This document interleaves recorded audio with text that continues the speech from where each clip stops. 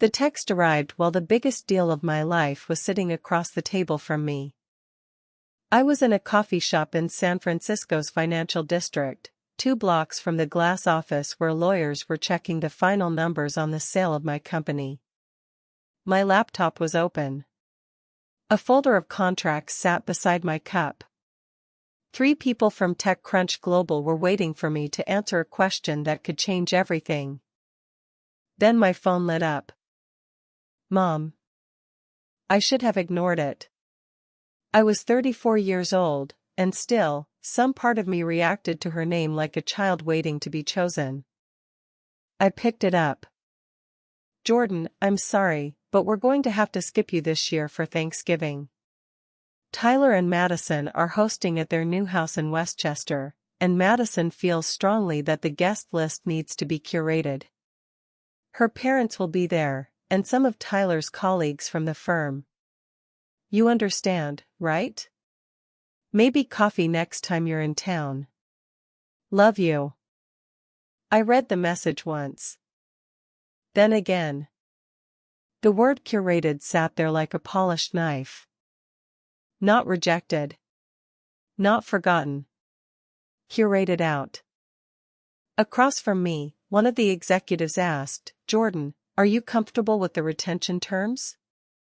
I turned my phone face down on the table. Yes, I said.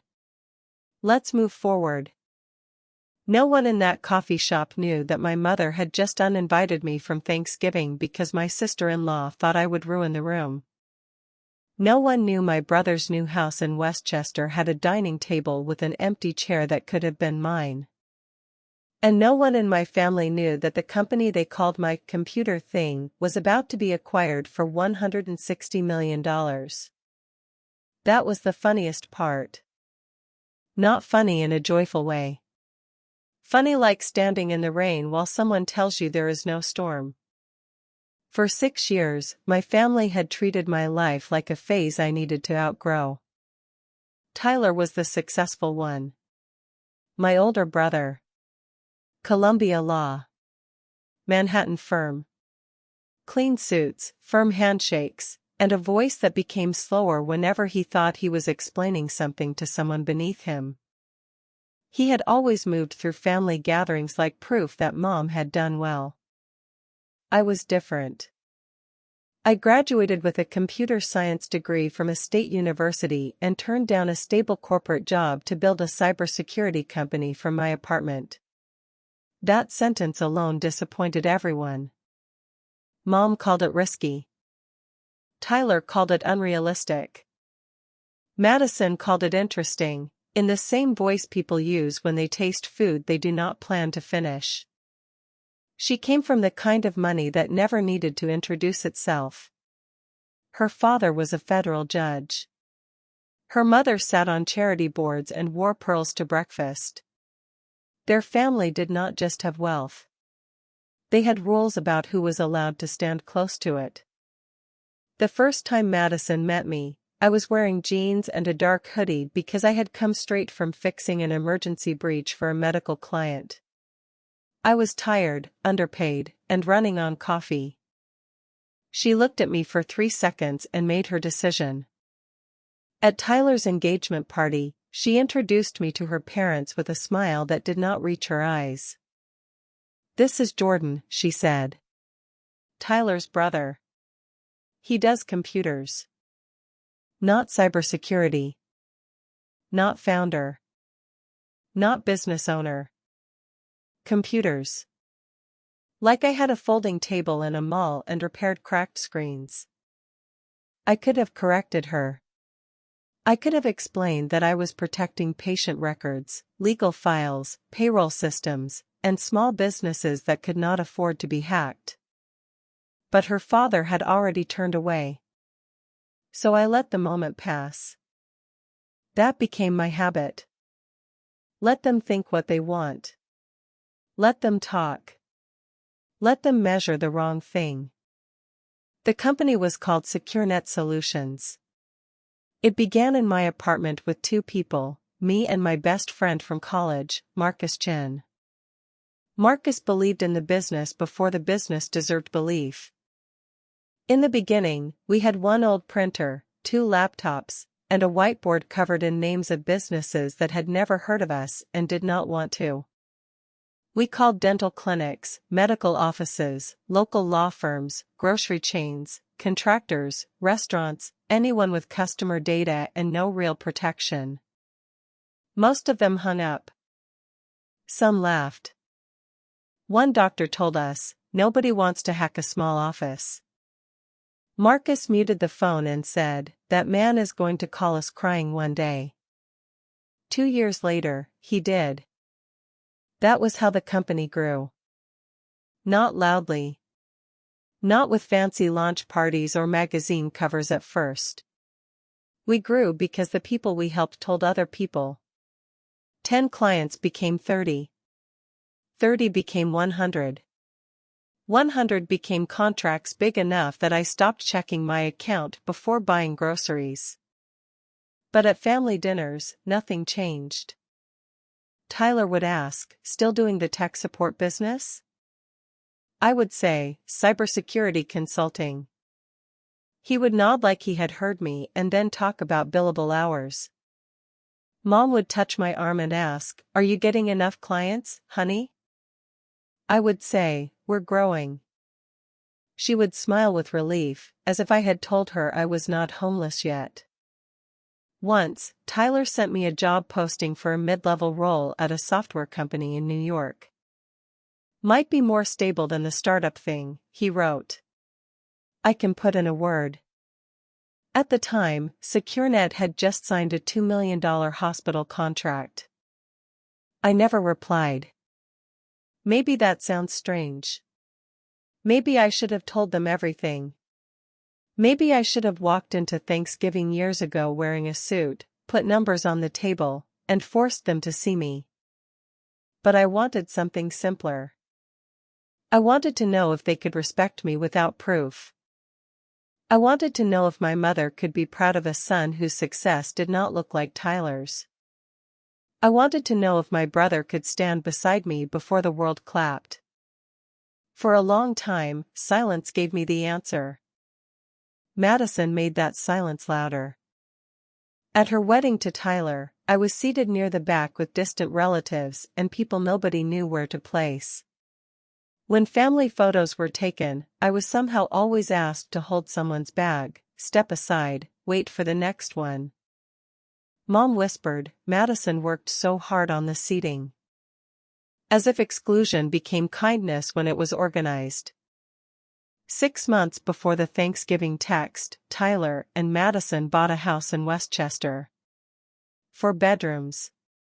White columns. Perfect lawn. The kind of place people buy when they want other people to notice they have arrived. They threw a housewarming party. I found out from photos online. Madison's family was there. Tyler's colleagues were there. Neighbors, old friends, people I had never met. I was not. When I asked Mom about it, she said, "It was very intimate, dear." There were at least 70 people in the pictures. That was the night I stopped trying to soften the truth. My family did not misunderstand me. They had built a version of me that made them comfortable. Jordan was the risk. Jordan was the late bloomer. Jordan was the brother in a hoodie. Jordan was the one you did not invite when appearances mattered. So I worked. While they toasted in Westchester, I flew to Chicago for a security audit. While Madison chose curtains, Marcus and I negotiated licensing rights to software our team had built in-house. While Tyler sent me career advice, I signed contracts with government agencies. SecureNet became more than I had imagined. We opened offices in 3 cities. We hired engineers who were smarter than me, analysts who could see threats before they landed, and support staff who treated small businesses like they mattered. That was our rule. No client was too small to protect. TechCrunch Global first approached us in July. Their CEO, Elaine Porter, sat across from me in a conference room in Boston and said, "You built the piece of the market everyone ignored." I liked her immediately. She did not ask where I went to school first. She did not ask who my family was. She asked about our software, our renewal rates, our client retention, our government contracts, and why we had stayed focused on small and mid-sized businesses. I told her the truth. Because everyone waits until small businesses are bleeding before they care. We wanted to care first. Marcus looked at me after that meeting and said, "They're going to make an offer." He was right. The next months became a blur of lawyers, accountants, valuation reports, technical reviews, and late-night calls. Every number was checked.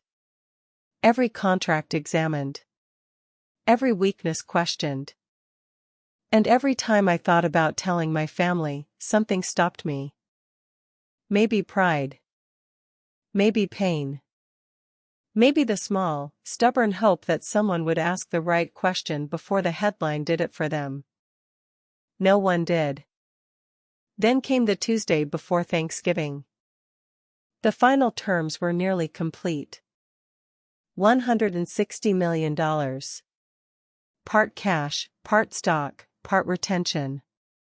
I would stay on as division president with control over the work we had built. Marcus would lead product strategy. Our employees would keep their jobs. Our clients would keep the protection they trusted. It was the kind of deal founders dream of and fear at the same time. I should have been nervous about the contracts. Instead, I was staring at my mother's text. Curated. That word followed me through the rest of the meeting.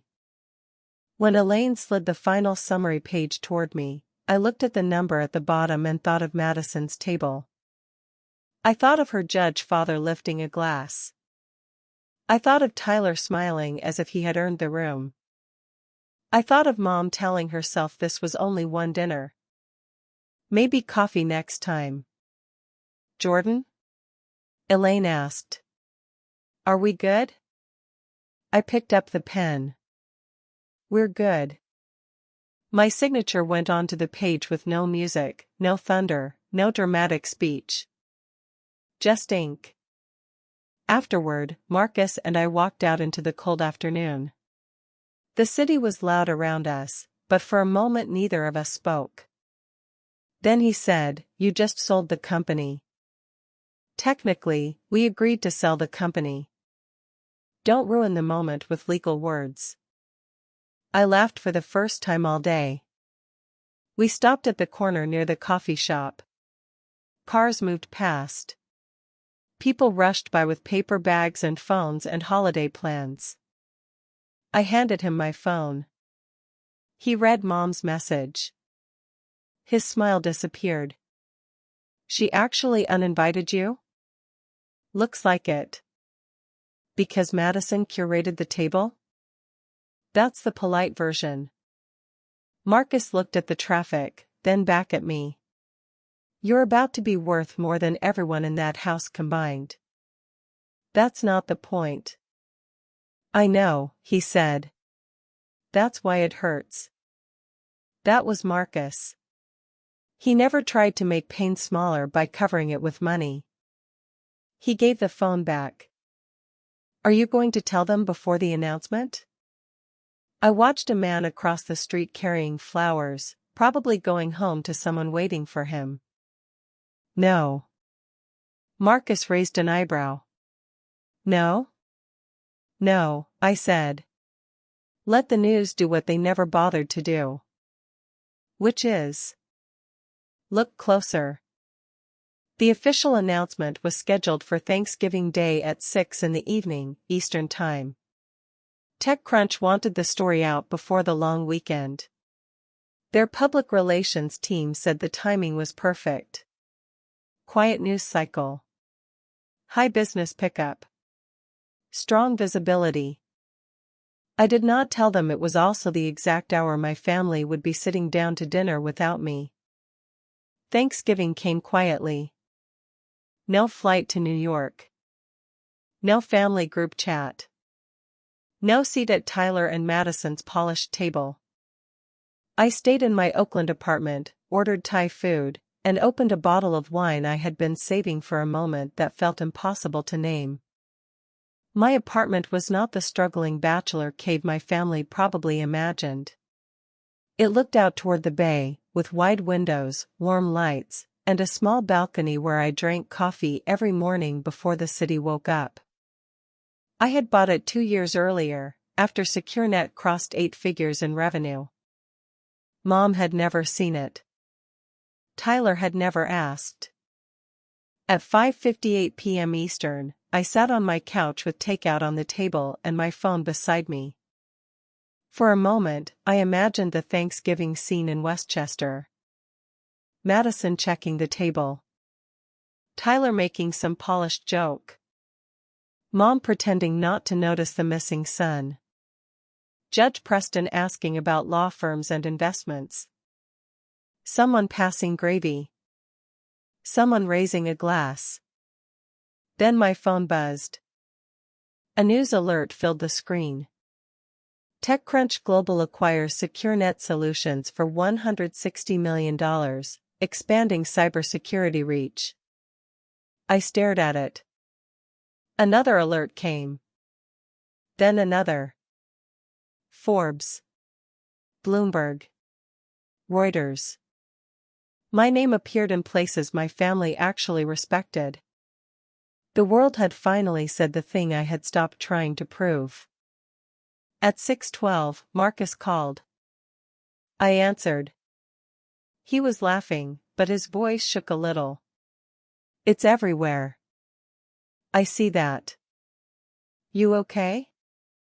I looked at the Thai food going cold on the table. I think so. Your family? No calls yet. Give it 10 minutes. It took 7. Mom's name appeared first. I watched the phone ring until it stopped. Then Tyler. Then Mom again. Then a number I did not recognize. Then Madison. Madison had never texted me in her life. The message came through while my phone was still buzzing from another call. Jordan, people here are seeing news about your company. Can you clarify what's happening? I read it once. Then I turned the phone face down, the same way I had in the coffee shop. Outside, the bay lights shimmered. Inside, the table at Westchester was finally silent. By 9 that night, my phone had stopped feeling like a phone and started feeling like a door everyone was trying to break down. 47 missed calls. 32 text messages. Voicemails from people who had not remembered my birthday in years. Mom left the first one. Jordan, honey, I just saw something on the news. I'm confused. Please call me back. Tyler's voice came next, tight and careful. Jordan, call me. I'm seeing reports about SecureNet. I just want to make sure this is real and you're not caught in something strange. Even then, he could not say congratulations first. Then Madison.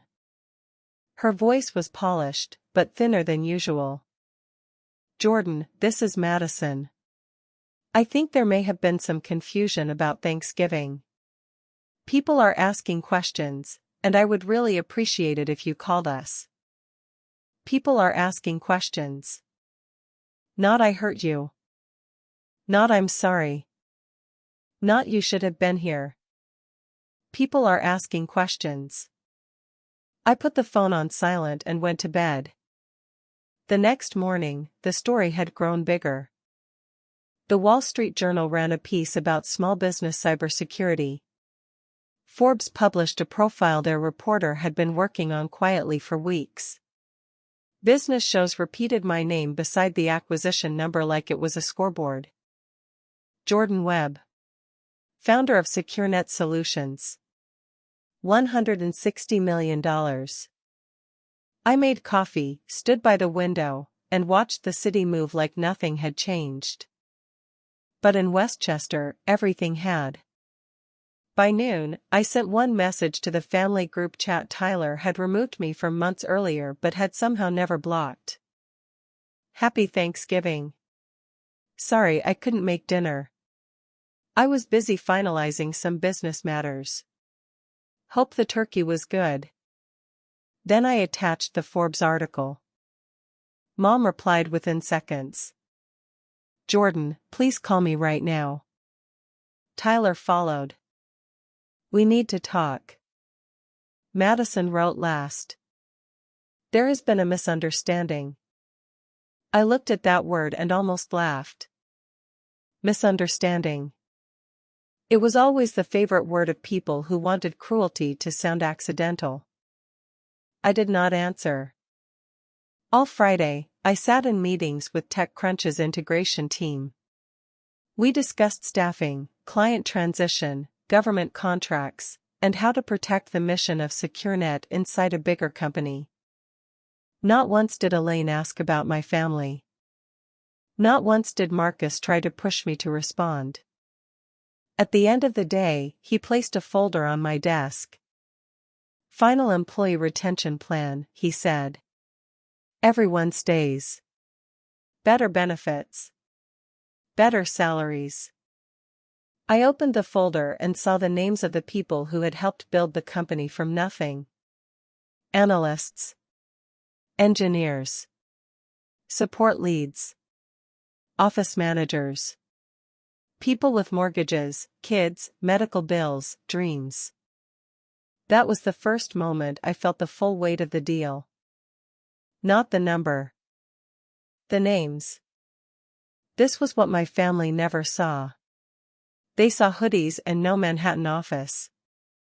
They saw a brother who did not fit the table. They did not see the people who trusted me with their futures. Saturday morning, Mom called from Tyler's phone.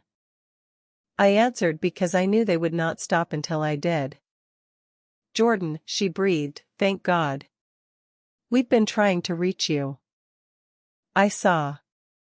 Why didn't you tell us? Her voice trembled in that old familiar way. The sound used to pull me back into guilt before I even understood what I had done. Now it landed differently. I did tell you, I said. You asked how the computer business was going. I told you it was growing. You didn't say it was this. You never asked enough to find out. There was silence. Then Tyler came on the line. He used his lawyer voice, slow and controlled. Jordan, I think emotions are high right now. We clearly got off on the wrong foot. No, I said. We got exactly where your choices led. That's not fair. What part isn't fair? The part where I wasn't invited to your wedding photos? The part where Madison seated me like a stranger? The part where Mom told me I was being skipped for Thanksgiving because I didn't fit the guest list? He exhaled sharply. Madison was trying to create a certain atmosphere. I know. One without me. Come on, Jordan. Family is family. That's what I thought. My voice stayed calm, and that seemed to bother him more than anger would have. I continued, I spent 6 years waiting for one of you to ask a real question about my life. Not a joke. Not advice. Not a job posting. A real question. You didn't. Mom came back on the phone. We love you, she said. Do you? I asked. Or do you love that strangers on television are saying I'm worth respecting now? She began to cry. Before, that would have ended the conversation. I would have apologized for making her feel bad. I would have softened the truth until everyone could step around it. Not this time. You don't get to cry your way past this, I said gently. I spent Thanksgiving alone because my family decided appearances mattered more than me. Jordan, please. Come for Christmas.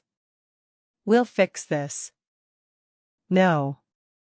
The word was small, but it changed the room on both ends of the call. Tyler said, "What do you mean, no?" "I mean, I'm not coming to Christmas.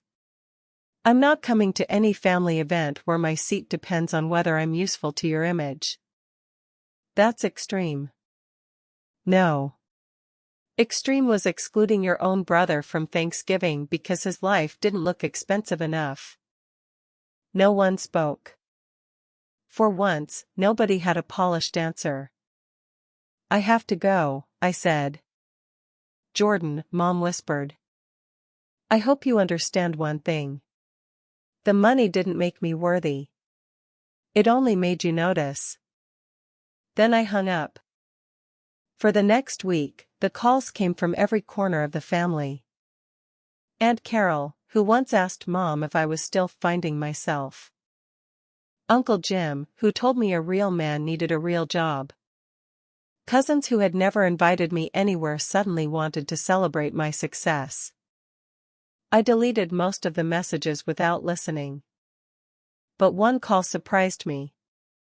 Judge Harold Preston. Madison's father. His voicemail was formal and smooth. "Mr. Webb, I believe a conversation between reasonable adults may help correct this unfortunate matter." I called back, mostly out of curiosity. He answered on the second ring. "Jordan," he said, as if we were old friends. "I appreciate you returning my call. What can I do for you, Judge?" I wanted to address the Thanksgiving situation personally. "Madison is very upset." "I'm sure she is. She feels terrible." "Does she feel terrible because she hurt someone, or because people found out?" A pause. He was not used to being interrupted. "My daughter was trying to manage a delicate social gathering. She may have made an error in judgment."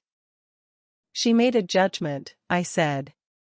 "The error was assuming it would never cost her anything." His tone hardened. "I hope success has not made you unkind." "No," I said. "Being excluded taught me boundaries. Success only gave other people a reason to complain about them." "I think dinner could help. My club would be happy to host." There it was. The club. The place Madison valued more than character. "No, thank you." "Jordan, surely you understand." I understand perfectly. Madison didn't want me at her table when she thought I was beneath it.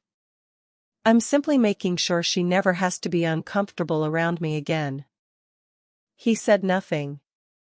"Have a good day, Judge." I ended the call before he could dismiss me in legal language. 2 nights later, Tyler appeared in my building lobby. The concierge called upstairs. "Mr. Webb, there's a Tyler Webb here for you." I almost said no. Then I looked around my apartment. The wide windows. The warm lights. The quiet life I had built without his approval. "Send him up," I said. When Tyler stepped out of the elevator, he looked like someone had taken his perfect image and folded it badly. His suit was wrinkled. No tie. Hair not combed with its usual care. He looked around my apartment and stopped. "This place is incredible," he said. "It's home." I didn't know. "You didn't ask." He looked down. For a moment, he was not the golden son or the lawyer or Madison's husband. He was just my brother standing in a room full of things he had never cared enough to know. "I messed up," he said. "Yes." He blinked, almost offended by how quickly I agreed. "I came to apologize." "I'm listening." He rubbed both hands over his face. I let Madison decide who belonged. I let Mom explain it away. I treated you like you were failing because your life didn't look like mine. That's true. I was jealous, he said quietly. That surprised me. He looked toward the window, not at me.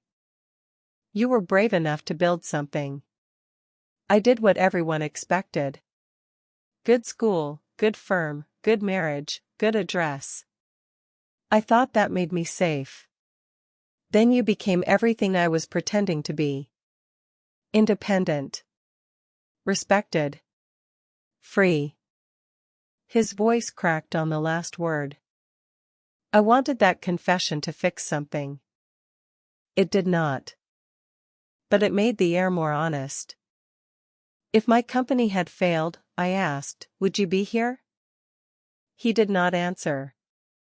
That silence was the first truthful thing he had given me in years. I nodded. That's what I thought. Jordan. I'm not cutting you off forever. But I am done shrinking so you can feel taller. I'm done being the brother you explain away. I don't want that.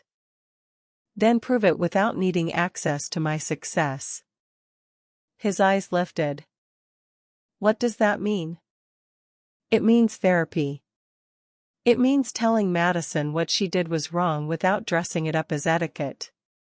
It means Mom stops using tears instead of accountability. It means none of you get to rush back into my life because the headline embarrassed you. He swallowed. And us? We're on pause. That sounds final. It isn't. But it is serious. He stood there for a long moment, then nodded. At the door, he turned back. I should have believed in you. I held the door open. Yes, I said. You should have. After he left, I did not feel victorious. I felt tired. That was the part nobody tells you about boundaries. They can protect you and still hurt. Winter passed slowly. The acquisition settled. SecureNet became a division, but the work stayed ours. Marcus and I protected our team. Elaine kept her word. The mission survived the sale. My family did not vanish, but they changed their approach. Tyler sent one email on New Year's Eve. No pressure. No performance. Just a subject line that said, "Can we start over?" I read it at my kitchen counter with a cup of coffee going cold beside me. He wrote about therapy. About status. About how Madison's world had made him crave approval from people he did not even like. About how he had used my different path to feel better about his own fear. At the end, he wrote, I'm not asking you to forget. I'm asking for the chance to become the kind of brother I should have been before I knew the number. I waited 3 days before answering. Keep doing the work. Maybe coffee in 6 months. He replied in less than a minute. Thank you for not closing the door. Mom's letter came later. Not a text. Not a voicemail. A handwritten letter sent to my office. I almost threw it away. Instead, I opened it alone after everyone had gone home. She did not begin with family. She did not begin with forgiveness. She began with the sentence I had waited years to hear. I failed you. She wrote that she had praised Tyler because his achievements were easy to understand. She had dismissed my work because learning about it required effort. She had let Madison push me out because it was easier than conflict. She had mistaken peace at the table for love in the family. Near the end, she wrote, I am sorry I noticed your success before I fully noticed your hurt. I sat with that line for a long time. It did not erase anything. But it was the first apology that did not ask me to carry part of the blame. 6 months after Thanksgiving, I met Tyler in New York for coffee. No Madison. No mom. No judge. Just us. He arrived early. I arrived on time. For the first few minutes, we talked like strangers trying not to break glass. Weather. Work. Traffic. Then he said, "Madison is in counseling too." I stirred my coffee. Good. She wants to apologize. I'm not ready. I told her that. That mattered. Not enough to fix everything, but enough to notice. He looked at me carefully. Can I ask why you never told us? About the company? I could have given the easy answer. Instead, I gave the real one. Because I wanted to see if you would love me without it. His face changed. For 6 years, I said, you answered. He nodded slowly. I did. We sat with that. No excuses. No speech. Just the truth between us, finally heavy enough to stop running from. A few months later, Mom came to San Francisco. She visited my apartment in the afternoon, and for once, she did not fill the silence with questions meant to hide her discomfort. She looked at the photos on my wall. Marcus and me in our first office. My team after our 100th client. A framed note from a bakery owner who said we saved her business after an attempted breach. Mom stood in front of that note for a long time. I didn't know you helped people like this, she said. I know. At dinner, she pulled a folded paper from her purse. Her hand shook. I wrote it down so I wouldn't hide behind emotion. Then she read. She apologized for the Thanksgiving text. For the job comments. For letting Madison decide my place in the family. For comparing me to Tyler without saying the words out loud. For making me feel like love had to be earned in a language she understood. When she finished, she folded the paper and looked at me. I don't expect things to go back. Good, I said. Because they can't. She nodded, tears in her eyes but not using them as a weapon. What can they become? Something new, I said. Slow. Honest. With boundaries. I can do slow. We'll see. A year after the Thanksgiving text, I hosted dinner in my apartment. Small. Marcus and his wife came. 2 people from SecureNet came. Tyler came alone. Mom came with flowers and asked where to put them instead of acting like she belonged wherever she wanted. There was no Madison. Not because I hated her. Because healing did not need an audience before it had roots. We ate at a table that had no seating chart.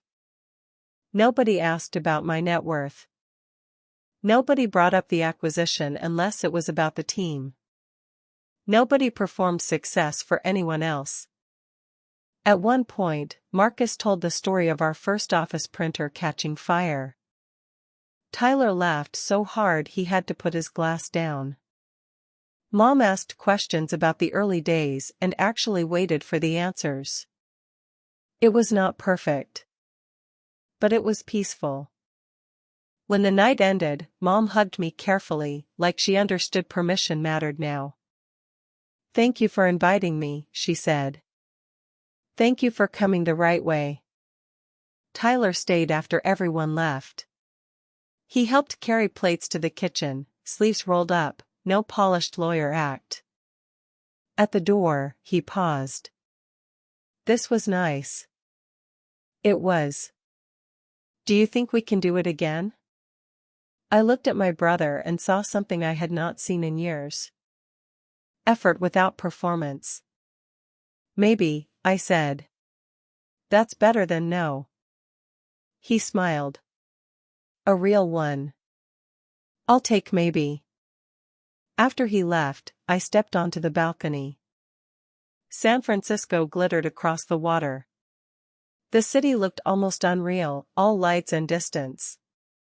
For years, I thought the day my family finally saw my success would heal the wound.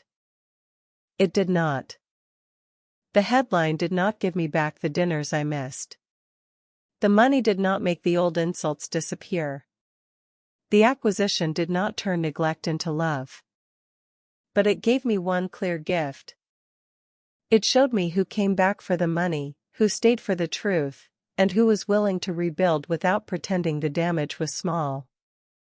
I had built a company worth $160 million. But the real victory was quieter. I had built a life where no one got to curate my worth. Not Madison. Not Tyler. Not even my mother. Because your value is not decided by the table that refuses you a seat. It is decided by what you build when no one is clapping, who you protect when no one is watching, and whether you can walk away from people who only recognize your worth after the world announces it for them. Sometimes the family embarrassment is not failing. Sometimes he is just growing where they never bothered to look. And by the time they finally turn around, he is already standing in a life too big to be hidden.